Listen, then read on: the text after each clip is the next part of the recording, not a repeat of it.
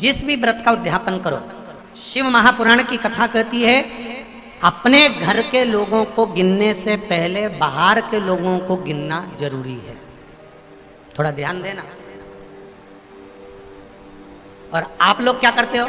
उद्यापन में सबसे पहले अपनी जेठानी को गिन लिया, इसको गिन लिया, उसको गिन लिया, उसको गिन लिया। और शिव महापुराण की कथा कहती है जेठानी तो तुम्हारे यहाँ का भोजन करेगी क्योंकि रिश्तेदार है, ननन तुम्हारे यहाँ का भोजन करेगी क्योंकि रिश्तेदार है, तुम्हारी देवरानी भोजन करेगी क्योंकि रिश्तेदार है, तुम्हारी चाची सास भोजन करेगी क्योंकि रिश्तेदार है, तुम्हारी काकी सास भोजन करेगी क्योंकि रिश्तेदार है। जब हम उद्यापन में दूसरे को गिनते हैं और उसको कोई सामान देते हैं, उसकी कोई सामग्री, कोई सुहाग की पिटारी, कोई सामग्री हमने उसको उद्यापन में दी, तो वो हमारा दान कहलाता है। हमने अपने परिवार वाले को भोजन कराकर अपने उद्यापन में गिन दिया और अपने परिवार वालों को दे दिया। इसको देना नहीं कहते, इसको दान नहीं कहते, इसका पुण्य आधा हो जाता है। इसके पुण्य की परिभाषा यहाँ नहीं कह रहे। अब और सरल भाषा में समझ लीजिए। कई माताएं कहती है हमने तो अपनी बेटी को यह सामान दे दिया, मतलब हमने खूब दान कर दिया। अब एक बहुत अच्छे से समझ लेना, हमने हमारी बेटी को ये दे दिया तो हमने दान दे दिया। हमने हमारी बेटी को पापड़ बना के दे दिया, हमने तो बहुत दान कर दिया। हमने हमारी बेटी को साड़ी दिला दी, हमने दान कर दिया। हमने हमारी बेटी को सामान दिला दिया, हमने दान कर दिया। बेटी दान लेने की हकदार नहीं है, बेटी अपने मायके का हक लेने को दमदार है। तुम बेटी को एक साड़ी देकर ये मत सोचना कि हम दान दे रहे हैं। बेटी तो खुद कन्यादान में जाती है। आप बेटी को अगर वस्त्र दे रहे हो तो दान नहीं कर रहे हो। आप बेटी को कोई सामग्री दे रहे हो तो दान नहीं कर रहे हो। आप बेटी को कोई सामान दे रहे हो, दान नहीं कर रहे हो। आप बेटी के बेटे को 500 रुपए का लिफाफा दे रहे हो, ये दान नहीं कहला रहा है। ये वो अपना हक लेकर जा रही है। आई है माँ बाप के घर में तो साड़ी तो देना पड़ेगी, नहीं देगी तो काले कोट वाला दिला देगा। ये दान नहीं है कि तुम कह दो कि नहीं साहब हमारी तो हमने बहन बेटी के दान दे दिया, हमने तो हमारी बहन बेटी के दान दे दिया, हमने तो हमारी बहन बेटी के दान दे दिया, तो बहन बेटी कहीं भिक्षा मांगे तुमसे? अरे बोलो तो बेटवा वाली हो, बोलो बोलो जम के बोलो। तुम क्या भिक्षा मांगो? क्या हम भैया के जाए तो दान लेके आएंगे? दान लेकर बहन बेटी नहीं आती। बेटी अपने भाई के यहाँ से दान लेकर नहीं आती। बेटी अपने मायके से दान लेकर नहीं आती। बेटी मायके में जाकर अपने माँ बाप से और कहती है कि किसी ब्राह्मण को बुलाकर मम्मी सत्यनारायण की कथा कराकर थोड़ा सा दान दे दो। ये बेटी कहती है। बेटी दान लेकर नहीं आती है, बेटी दान दिलवा कर आती है। और बेटी मायके से अगर एक साड़ी भी लेकर आती है तो वो दान की नहीं, बेटी अपना हक लेकर आती है। जब तक माँ बाप हैं तब तक बेटी लेकर आती है। तो जितनी भी भाभियां हैं वो ये कहना बंद कर दे कि हमने ननन को कुछ दान दिया। दान नहीं। हम जानते हैं तुम अगली बार हमें बेटवा नहीं बुलाओगे इस बात के लिए, भले मत बुलाओ। और जो रीत की बात है, यहाँ शिव महापुराण की कथा कह रही है, यहाँ शंकर जी का संवाद कह रहा है कि पार्वती जी कह रही हैं कि ग्रह कह रहा है पार्वती जी से, इससे तुम्हारी कोई रिश्तेदारी है? ये बच्चा कौन है तुम पहचानती हो? इसके माँ बाप को जानती हो? इसकी रिश्तेदारी पहचानती हो? इस बच्चे को क्यों बचाना चाहती हो? इस बच्चे को मुझे खाने क्यों नहीं देना चाहती? पार्वती जी कहती हैं अगर मेरी संतान होती तो मैं छोड़ देती, पर ये ना जाने कौन है, किसका पुत्र है, उसने मुझे पुकारा है, इसलिए मैं इसको बचाना चाहती हूँ। बहुत ध्यान देना। अतिथि देव भव, अतिथि देव भव। ये इतने सारे लाखों लोग आए बेटमा में, इनसे किसी की रिश्तेदारी है क्या? अरे बोलो जम के बोलो, नहीं है। कोई इनको पहचानता है कि कहाँ से आ गए? कोई ट्राली में बैठ के, कोई ट्रक में बैठकर, कोई गाड़ी में बैठकर, कोई मोटरसाइकिल में बैठकर, किसी से कोई की रिश्तेदारी नहीं है। पर बेटमा में आए हैं और बेटमा के एक व्यापारी ने भी, बेटमा के एक व्यक्ति ने भी, बेटमा का एक व्यक्ति ने भी अगर इनको एक गिलास पानी भी पिलाया है तो समझ लेना तुमने अपने वाले को पिलाया तो ये सोच के पिलाया कि मेरी मौसी है, मेरी काकी है, मेरी बुआ जी है। पर पराये व्यक्ति को अगर हमने एक गिलास पानी भी पिलाया है, समझ लेना वो तुम्हारे खातों में करोड़ों का हो गया है। उसका फल कम नहीं हो सकता, वो करोड़ों का हो, अधिकता का हो।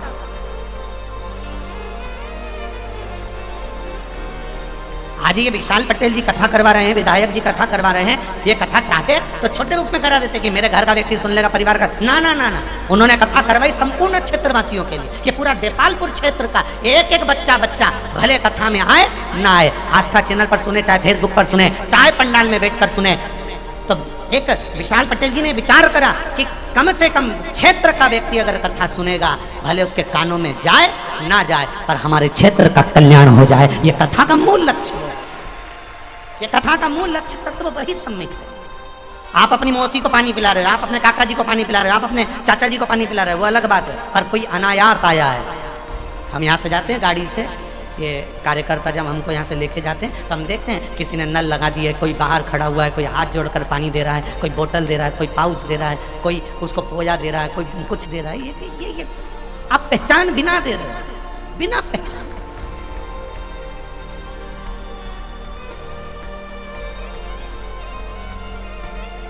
मिल रहा है उसका। पार्वती जी से ग्रह ने कहा, ये आपका कोई रिश्तेदार लगता है क्या? नहीं नहीं, मेरा रिश्तेदार नहीं। आपका रिश्तेदार नहीं है? नहीं। तो फिर आप इसको बच्चा क्यों रही हो? पार्वती जी बोली, रिश्तेदार होता तो मैं तुम्हारे सामने दे देती, मेरा पुत्र होता तो मैं तुम्हारे सामने दे देती कि ग्रह इसको खा ले। पर दिक्कत ये है कि मैं इसको पहचानती नहीं हूं, ये कोई दूसरा।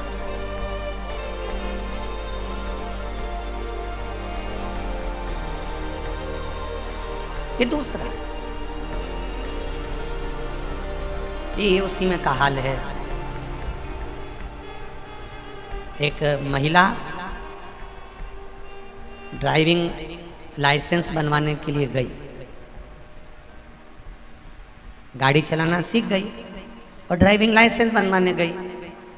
तो जो मैनेजर था, ऑफिसर था, उसने महिला से पूछा, एक तरफ तुम्हारा भाई है, एक तरफ तुम्हारा पड़ोसी है,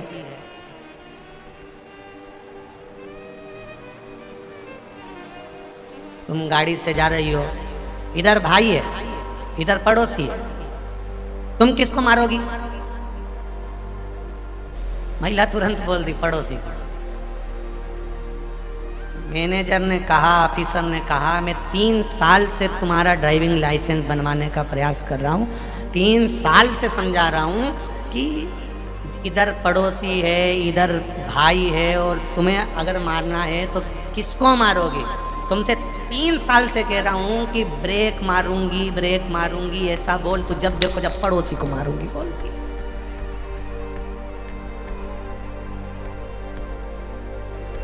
व्यक्ति का, आधे व्यक्ति का उद्धार तो इसीलिए नहीं हो पा रहा क्योंकि वो दूसरों को देख देख के ही जले जा रहा है।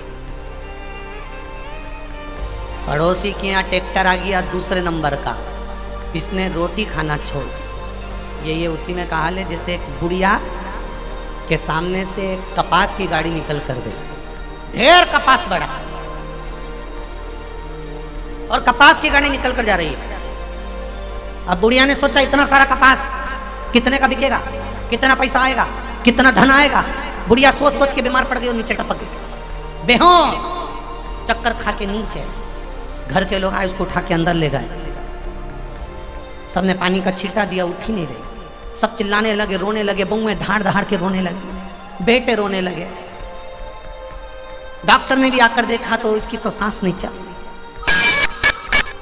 सब रो रहे हैं, सब चिल्ला रहे हैं। सामने वाली अम्मा को मालूम पड़ा, जो इसके पास में बैठती थी, उसने आते से पूछा, क्या हुआ? बस बैठी थी अम्मा बाहर होटले पर, दरवाजे पर, सामने से कपास की गाड़ी निकल कर गई और अम्मा बस थोड़ी देर बाद चक्कर खा के गिर गई। इतने में सामने वाली आंटी ने कहा, सामने वाली अम्मा बोली, तुम चिंता मत करो, अभी उठ के बैठती है, मैं अपनी सहेली को अच्छे से जानती हूँ, तुम रुको, तुम सब ऐसी कैसे रोना, मैं अभी बाहर जाती हूँ, अभी आऊंगी। और जैसे वो अम्मा बाहर गई और आते से दौड़ कर बोली, जी जी, जो तेरे सामने से कपास की गाड़ी गई थी ना, उसमें आग लग गई। जी जी उठ के बैठ गई तुरंत,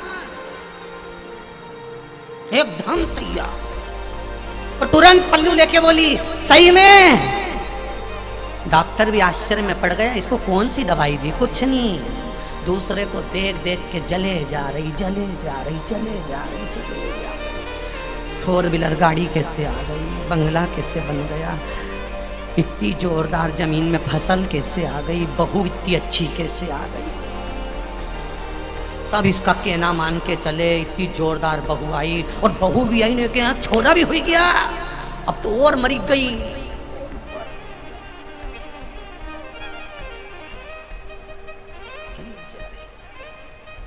शिव महापुराण की कथा कर रही है, क्या किसको रोइए, बोलो बोलो बोलो, चादर तान के सोइए, अपने को क्या करना। शिव मंदिर में जाना, शंकर के मंदिर में जाना, एक लोटा जल अगर शंकर भगवान को चढ़ा रहे हो अपनी सामर्थ्यता के अनुसार, पड़ोसन चांदी के लोटे से जल चढ़ा रही है उससे हमें मतलब नहीं, पड़ोसन सोने के लोटे से जल चढ़ा रही है हमें उससे मतलब नहीं, पड़ोसन किस लोटे से जल चढ़ा रही है हमें उससे मतलब नहीं है। आपके पास में जो पात्र है भगवान को उस पात्र से जल चढ़ाओ, एक दिन आएगा भगवान तुम्हारे हाथ में भी चांदी का लोटा पकड़ा देगा। ईर्ष्या से नहीं, ईर्ष्या से नहीं।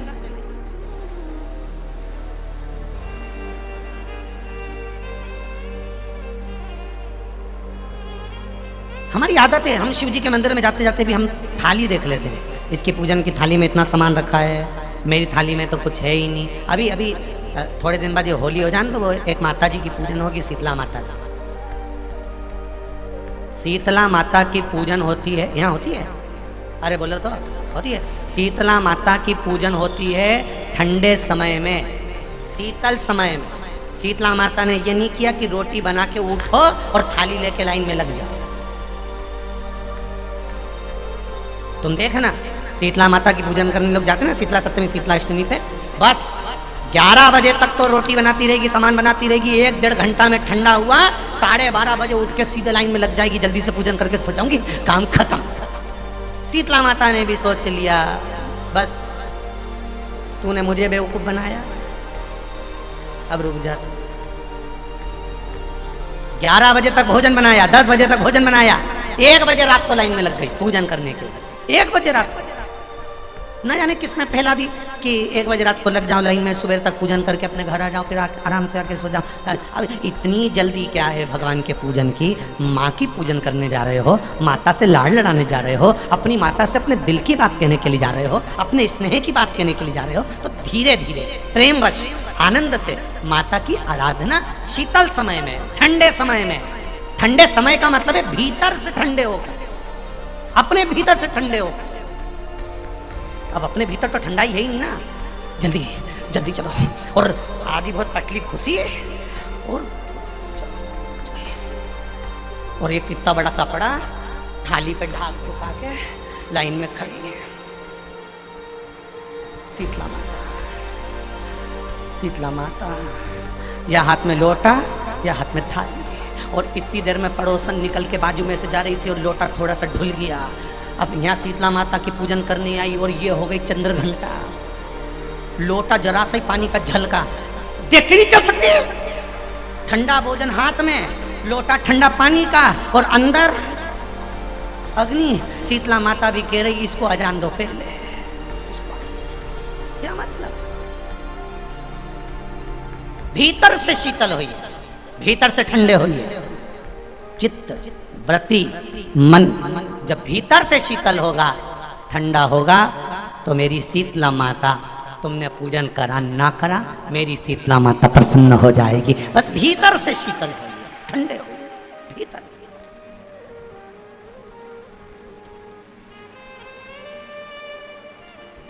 मां ग्रह कह रहा है, मगर कह रहा है, घड़ियाल कह रहा है, आप इसको बचाना क्यों चाहती हो? आपका क्या रिश्तेदार लगता है? आपका क्या पहचान वाला है? आपका क्या परिचित है? नहीं। मां कहती है अगर मेरा परिचित होता तो बात दूसरी हो, ये मेरा परिचित नहीं है। तो फिर मां कहती है इसने मुझे पुकारा है, और माता कहकर पुकारा है। पार्वती जी का ये संवाद अपनी जिंदगी में उतार कर रखिएगा। पार्वती माता ने ग्रह को, ब्रह्मवेत्ता पुराण में एक बात कही है कि पार्वती जी ग्रह को कह रही है, मगर को कह रही है कि शंकर भगवान को, देव अधिदेव महादेव को और मुझे, संसार का कोई जीव माता और पिता कहकर अगर पुकारता है तो पार्वती जी कहती है, शिव और पार्वती उसके सामने जाकर खड़े हो ही जाते हैं। ये निश्चित था, उसने पुकारा।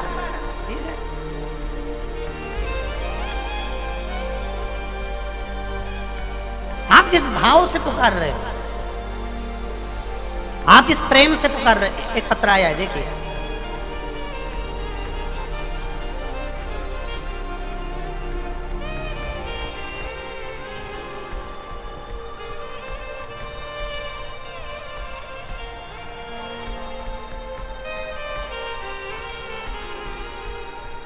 राजेंद्र दास वैष्णव बैरागी, पुजारी, गांव तलावली, तहसील देपालपुर, जिला इंदौर, मध्य प्रदेश।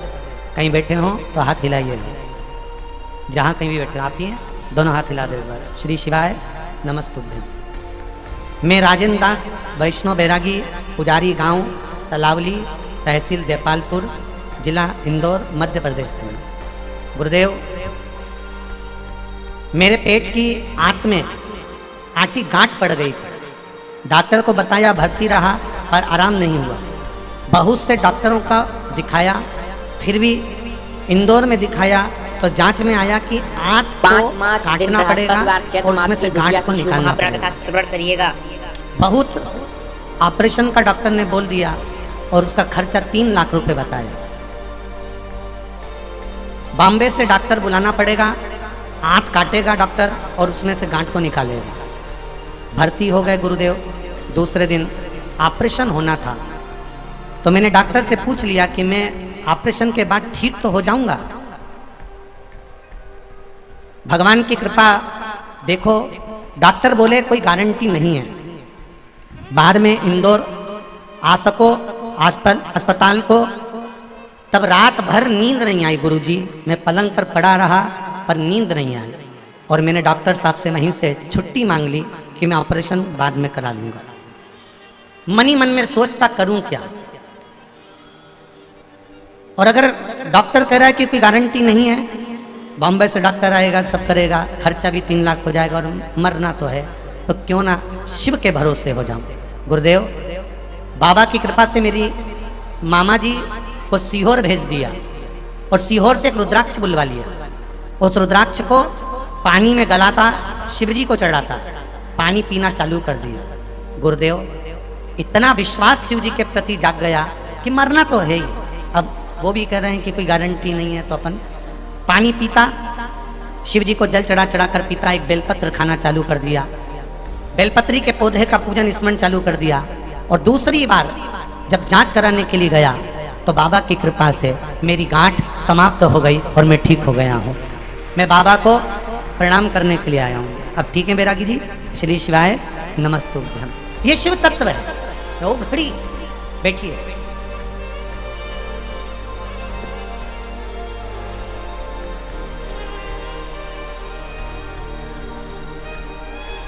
हाँ, एक लाइन बहुत अच्छी आपने लिखी है।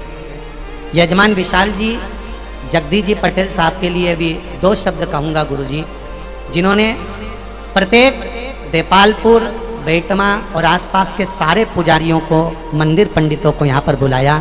आज तक किसी कथा में नहीं बुलाया गया, हमको बड़ी खुशी हो रही है। आज तक किसी कथा में हम लोगों को नहीं बिठाया गया, पर आज सारे मंदिर के पुजारी यहाँ आए हैं। मैं विशाल जगदीश जी पटेल साहब को बहुत बहुत धन्यवाद देता हूँ। संपूर्ण पुजारियों की ओर से बहुत बहुत साधुवाद। विशाल भैया, आपके लिए बहुत सारे पत्र आए हैं, वैसे सब नीचे भरे हुए हैं।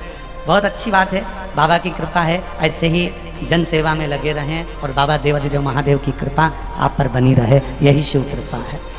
शिव तत्व कह रहा है,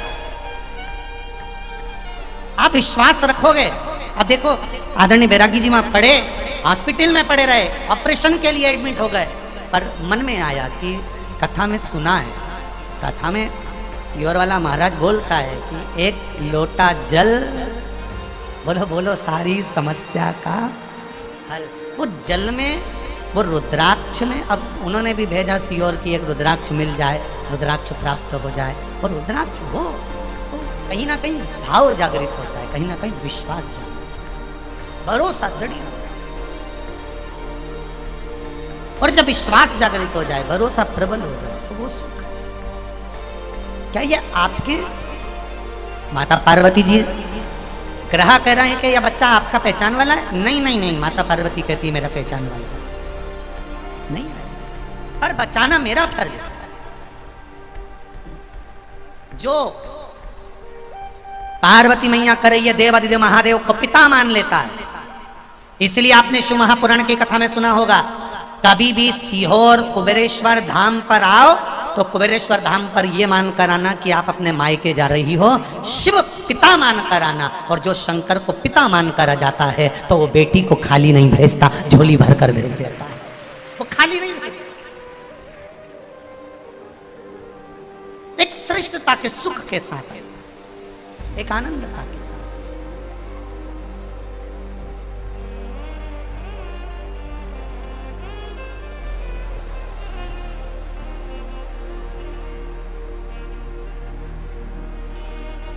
महाराज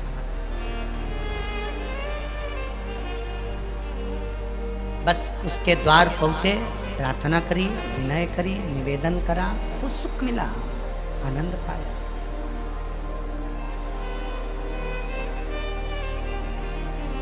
अपनी किस्मत का ताला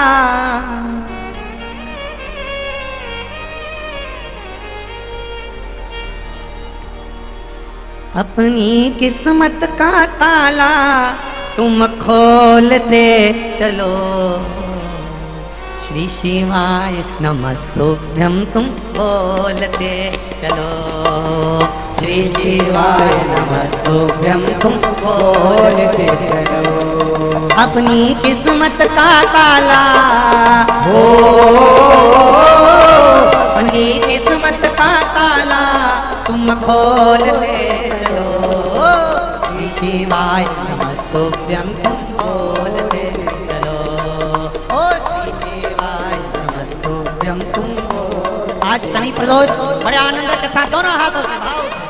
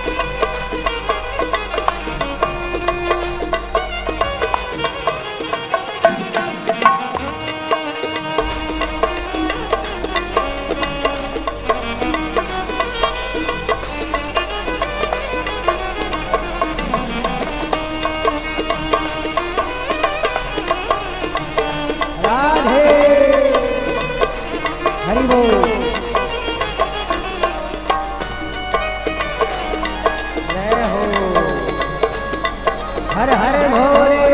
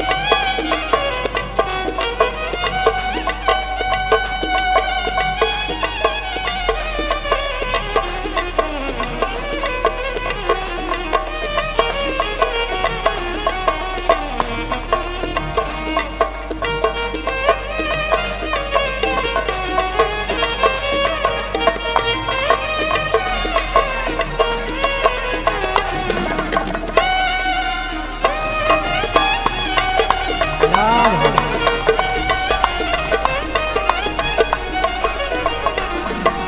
कमीना अरमानों की, कुछ कमीना अरमानों की, तेरे इन दीवानों की, तेरे इन दीवानों की, कुछ कमीना अरमानों की, कुछ कमीना अरमानों की, तेरे इन दीवानों की, तेरे इन दीवानों की, मुझको मदहोश बनाए कतार तेरे नैनों की, मुझको मदहोश बनाए दिल नाच उठे वो, दिल नाच उठे वो काशी का दीदार चाहिए, वो काशी रहने वाला भोलानाथ चाहिए, वो काशी रहने भोलानाथ चाहिए। नैनों को डमरू वाले का,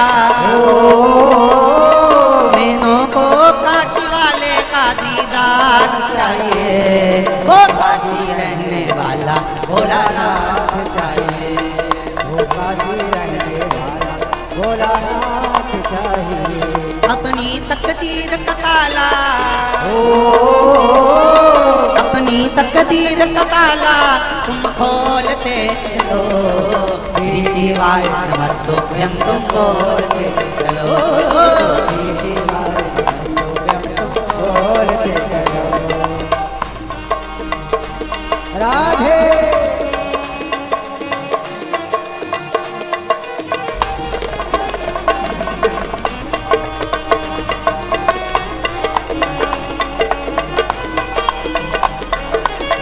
हरि बोल।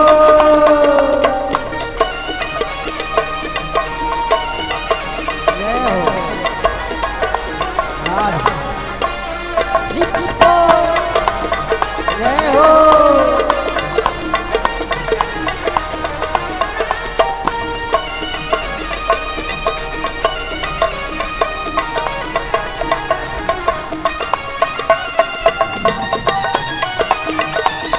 राधे महाप्राण का सुनिएगा आप सभी भक्त आज की।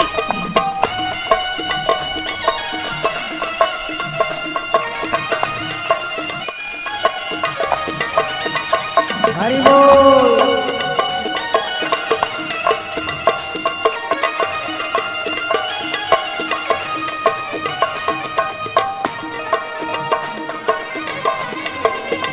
राधे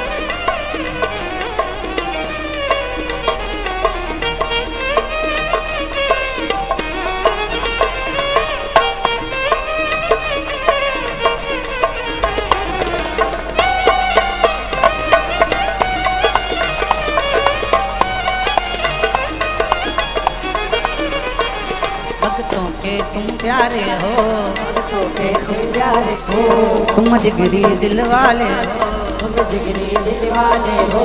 कितनों को डोरे डाले तेरे नैन बड़े मत वाले, कितनों को डोरे डाले तेरे नैन बड़े मत वाले। नैनों को डमरू वाले का, नैनों को काशी वाले का, नैनों को डमरू वाले का दीदार चाहिए, वो काशी रहने वाला भोलानाथ चाहिए, वो काशी रहने वाला भोलानाथ चाहिए। वो काशी रहने वाला भोलानाथ चाहिए, वो काशी रहने वाला भोलानाथ चाहिए। अपनी तकदीर का ताला, अपनी तकदीर का ताला तुम खोलते चलो, श्री शिवाय नमस्तुभ्यं तुम बोलते चलो, श्री शिवाय नमस्तुभ्यं तुम बोलते चलो। श्री शिवाय नमस्तुभ्यं तुम बोलते चलो, श्री शिवाय नमस्तुभ्यं तुम बोलते चलो। ओहो।